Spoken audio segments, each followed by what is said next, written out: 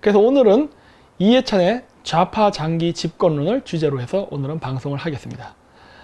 이해찬 총리가 총리가 이제 좀 당 대표죠. 뭐라고 얘기하느냐?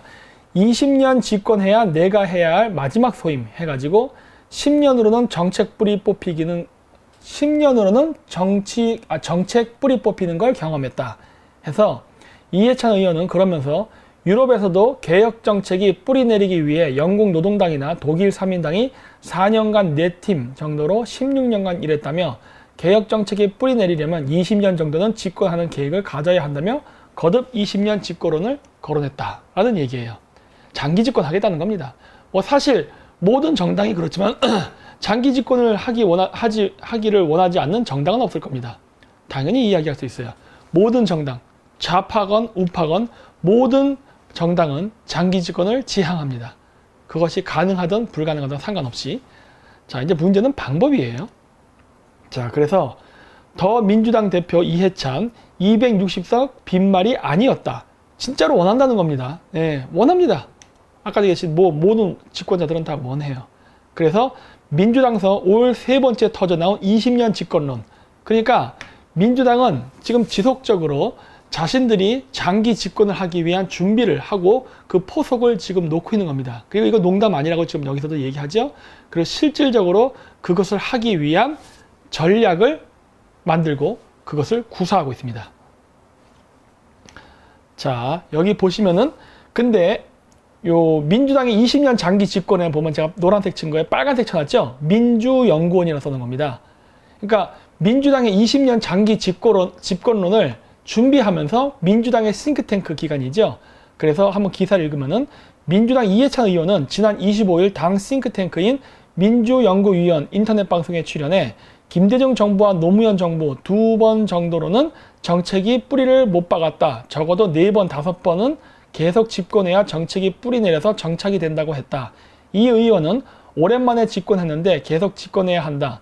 영구 장기 집권은 아니고 계속 연속 집권이라며 이 일을 위해 마지막으로 정치적 역할을 해야겠다고도 했다라고 해서 민주연구원이라는 게 나옵니다. 잘 기억해 두십시오. 민주연구원.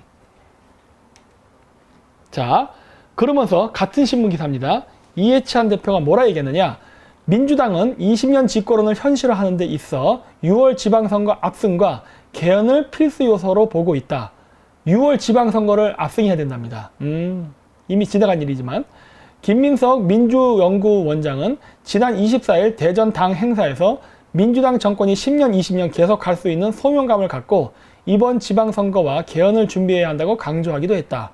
청와대와 친문 진영은 개헌을 통해 연방제 수준의 지방분권이 실현돼야 한다는 입장이다.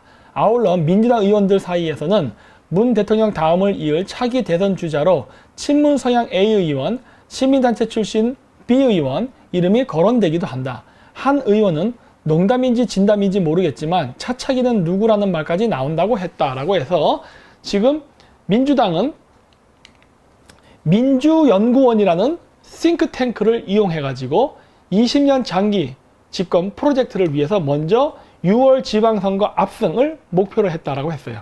물론 지난 지방선거입니다만 이런 식으로 해서 차근차근 단계적으로 이것을 하고자 하는 계획이 있습니다.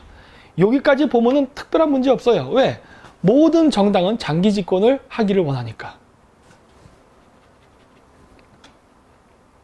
자, 그럼 뭐가 문제가 되느냐? 요겁니다. 중국 공산당 당계와 정책 협약을 맺겠다는 양정철이라는 기사가 나왔어요. 꽤 최근 기사죠. 자, 여기 보시면 더불어민주당 산하 민주연구원이라는 게 나옵니다. 아까 제가 기억하라 그랬죠? 민주연구원이 뭐 하는 기관이다? 민주당 20년 장기 집권 프로젝트를 하는 기관입니다. 그리고 그 첫 단추로서 지방선거의 압승을 주장하고 있는 거예요. 그런데 얘네들이 바로 오는 10일 중국 공산당 중앙당교와 정책 협약을 체결한다고 4일 밝혔다. 국제적 정책 연결망 구축에 돌입한다는 취지이지만 일당 독재와 인권 탄압 등 중국 공산당의 반민주 요소까지 존중하고 받아들일 것이란 우려를 낳는다. 즉 뭐다?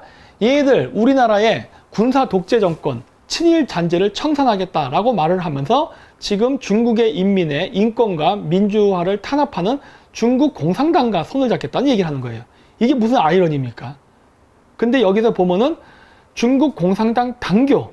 근데 여기 중간에 제가 빨간색을 치진 않았지만 여기 뭐라 나오냐면은 세 번째 패러그래프인데 중국 공산당 당교는 공산당 고급 간부를 양성하는 당 일원의 산실이자 최고 학부 기관이다 라고 나와요. 빨갱이 중에 빨갱이 기관입니다. 여기에 우리나라에서 소위 민주화 운동을 하겠다는 애들이 얘네들과 손을 잡고서 지방선거 압승을 계획하고 있는 거예요.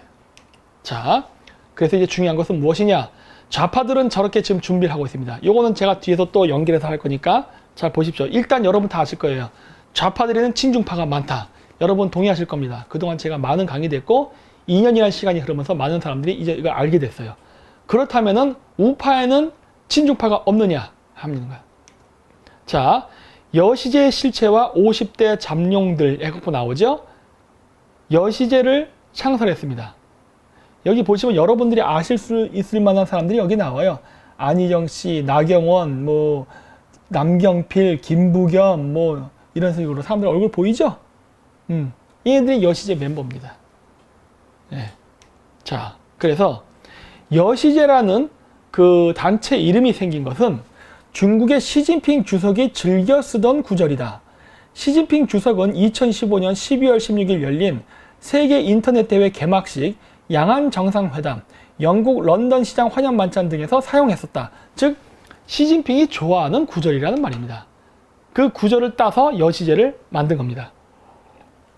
그러니까 여시제라는 단체의 이름은 중국 공산당, 그 중에 우두머리인 시진핑이 좋아하는 구절에서 따온 말이에요. 여시제.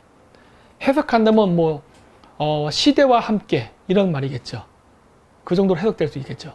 근데 이거를 좀 더 북한식으로 해석하면 어떻게 될까요?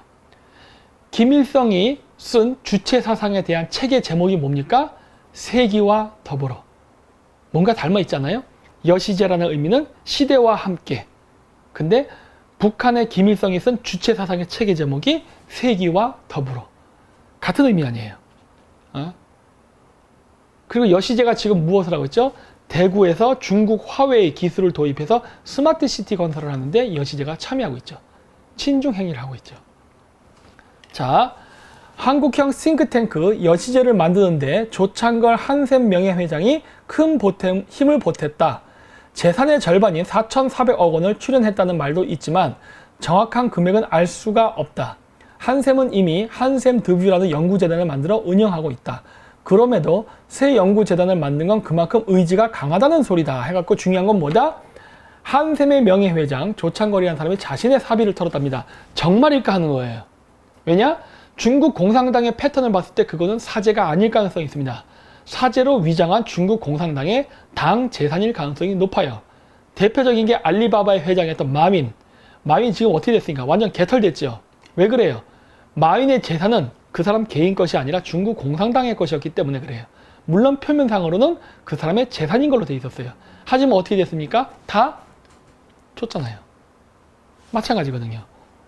그리고 이뿐만이 아니라 지난해 9월 20일 열렸던 출범 공식 기자 간담회에서는 안희정 충남도지사, 남경필 경기도지사, 나경원 새누리당 의원, 김부겸 민주당 의원 등이 참석했다. 소위 50대 여야 잠룡으로 불리는 인사들이다.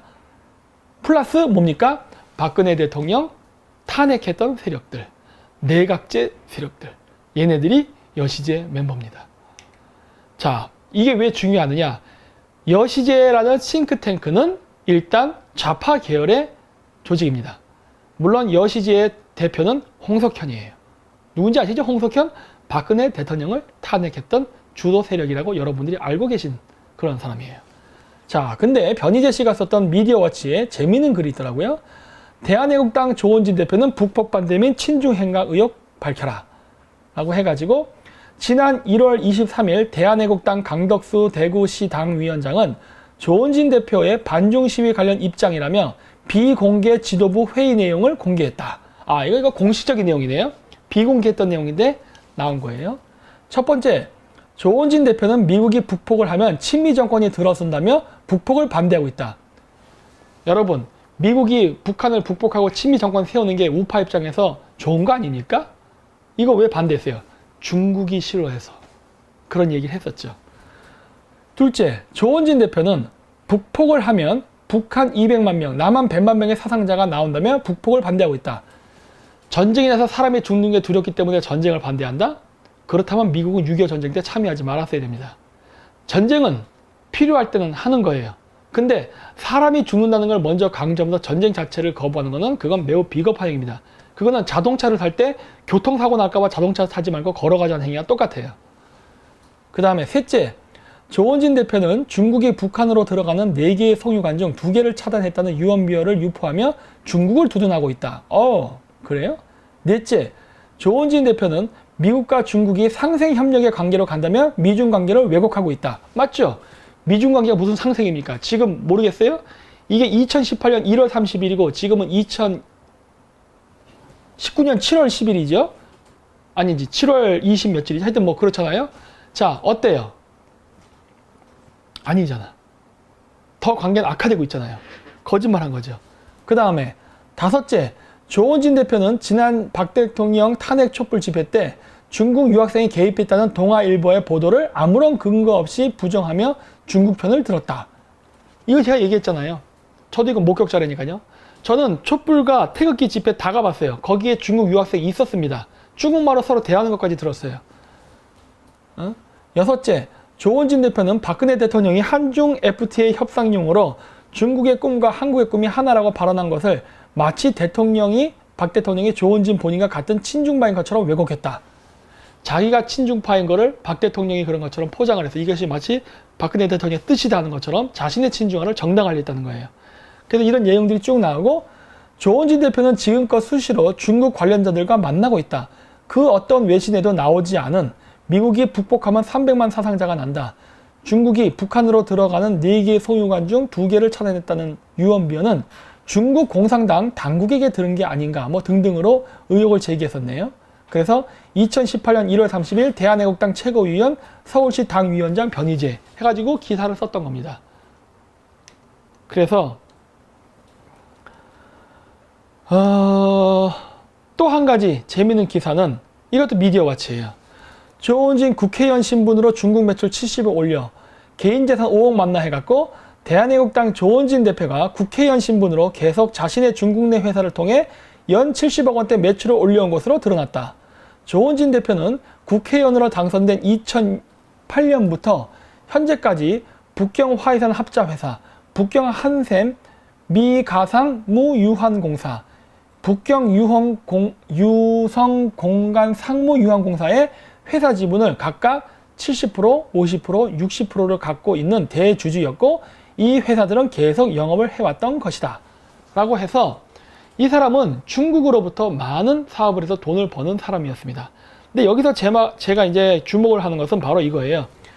2009년도에 중국 부동산을 처분하고 회사 한샘 북경 법인 지분 50%를 획득했다는 내용이 나옵니다. 북경 한샘 북경지사를 조원진이 50%를 가진 대주주가 됐네. 이걸 제가 왜 주목하느냐? 앞쪽에서 봤던 여시제 때문입니다. 어딨냐 여기.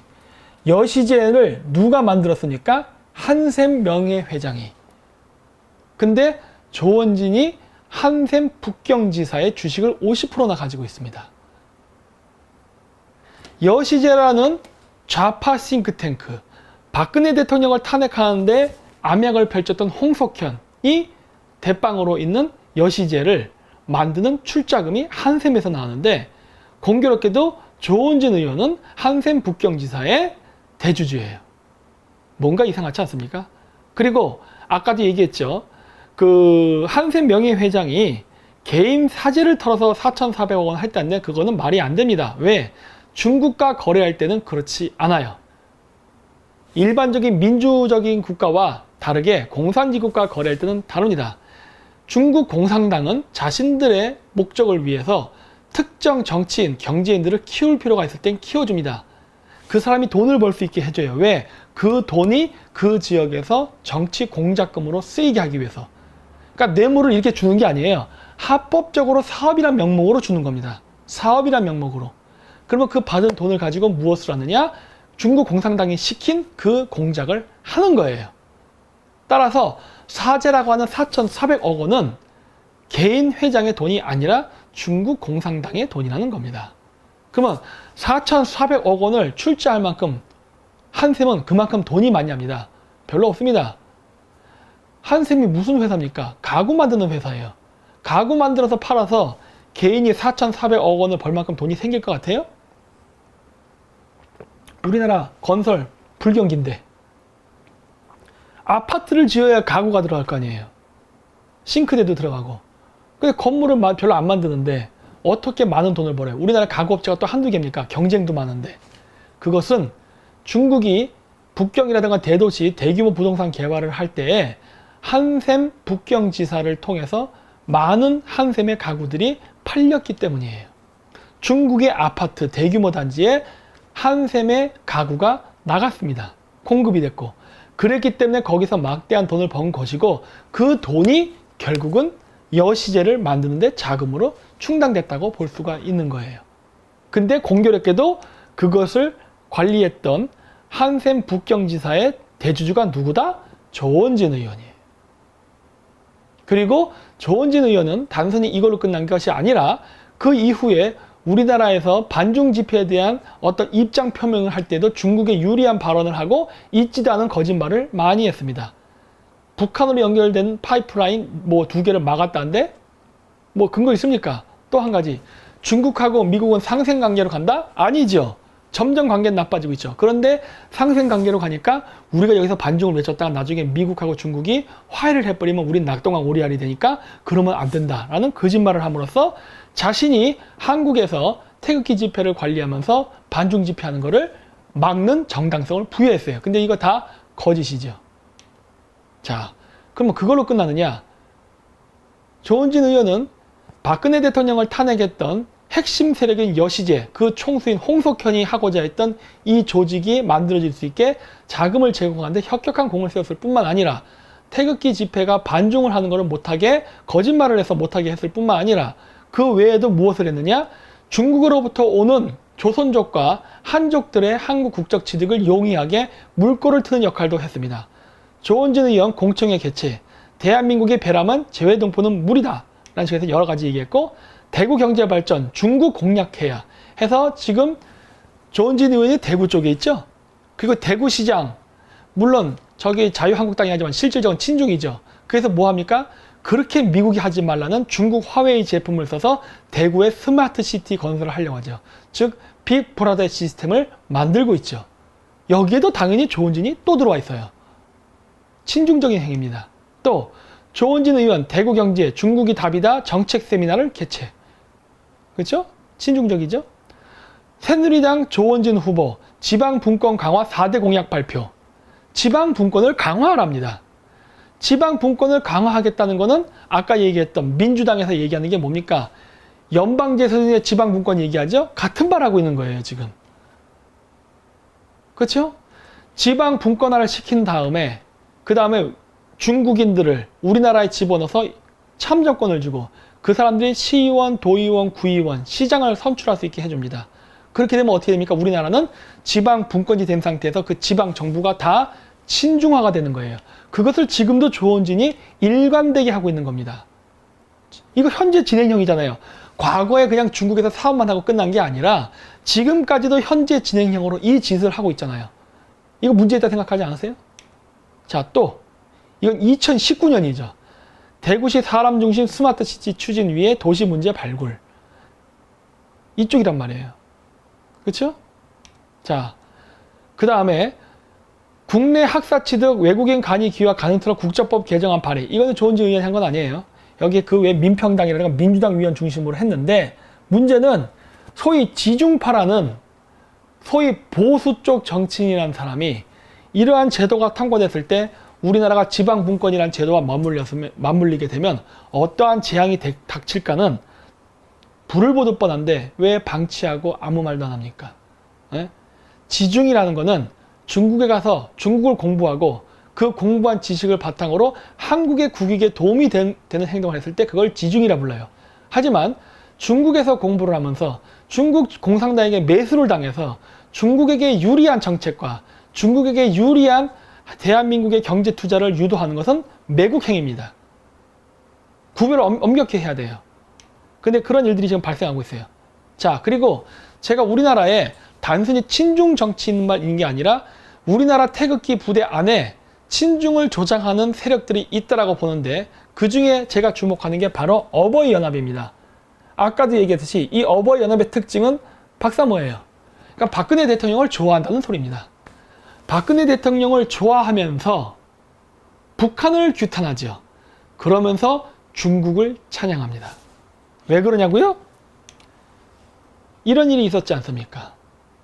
자, 이건 뉴스1의 기사입니다. 2014년 7월 2일 박근혜 대통령 집권 시기에도 이런 일이 일어났어요. 아야야야야. 맞죠. 2014년이니까. 자, 대한민국 어버이연합 등 보수단체 회원이 시진핑 중국 국가주석 방한을 하루 앞둔 2일 오후 서울 중구 명동 중국 대사관 인근 포스트타워 앞에서 가진 시주석 방한 환영 기자회견에서 태극기와 오송홍기를 향해 절을 하고 있다. 이게 소위 우파라는 집단에서 일어난 일입니다. 여러분, 제가 반중 친미를 얘기한다고 해서, 그리고 미국으로부터의 어떤 그 지원, 도움을 요청한다고 해서 성조기 앞에서 저렇게 큰절을 하지는 않습니다. 그리고 미국에게 지원을 요청한다고 해서 미국에게 일방적으로 우리가 미국에게 원하는 걸 들어준다는 얘기도 하잖아요. 그러면서 우리도 우리의 이익을 가져와야 된다는 얘기를 합니다.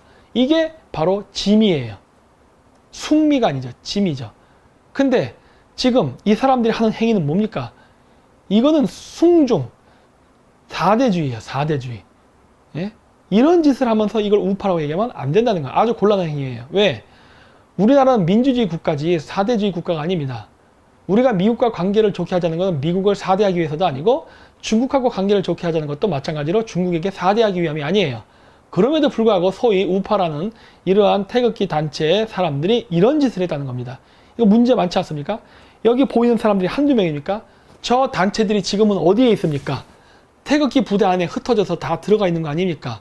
그리고 이런 사람들이 들어가서 친중을 해야지 반중하면 안 된다라는 이러한 메시지를 단톡방에서 서로 뿌리고 프로파간다를 하고, 그러면서 저같이 반중을 외치는 저 같은 사람이라든가 지만원 박사님을 공격하고 있는 거 아니겠습니까? 문제 있다는 생각 안 드십니까? 자, 보십시오. 이거는 중도 쪽 사람이 쓴 채널인 것 같은데 여기도 나옵니다. 박근혜 정부에서 보수단체가 오성홍기를 흔드는 일을 상상이나 했는가? 상상할 수 없는 일이죠. 왜? 오성홍기는 중국 공산당이 만든 깃발이고, 그 중국 공산당은 6.25 전쟁 때 북한군을 지원해갖고 우리나라를 침략했던 놈들입니다. 그 침략했던 놈들의 깃발과 큰절을 하다니요. 말이 안 되죠. 그래서 이 사람이 뭐라고 썼느냐? 게다가 보수 정권 하에서 이 정도라면 진보 정권 하에서는 얼마나 더 나갈 수 있을 것인가? 한 발 더 나갈 수 있지 않을까? 한 발 정도가 아니죠. 지금 100발을 나가버렸죠. 지금 문재인 정권의 친중이 심각하지 않습니까? 이렇다는 거예요. 그래서 제가 계속 강조하는 겁니다. 우리나라에서 주사파 빨갱이도 지금 심각한 문제지만은 좌우에 섞여 있는 친중 스파이가 엄청나게 큰 문제다. 이제 여러분들 아실 때도 됐지 않습니까? 예? 이러한 행위를 하기 때문에 우리나라 태극기 집회에서 반중 집회가 안 일어나는 겁니다. 바로 박근혜 대통령을 좋아한다고 이야기하면서 친중 행위를 하는 이 자들 때문에 안 되는 거예요. 이러한 국회의원, 이러한 태극기 부대 멤버들이 있기 때문에 안 되는 겁니다. 이런 사람들에 휘둘려서 나머지 일반 태극기 부대, 그리고 우파 사람들, 심지어 중도와 좌파 사람들까지 휘둘려가지고 친중을 해야지 반중하면 안 된다는 얘기가 나오고 있는 거예요.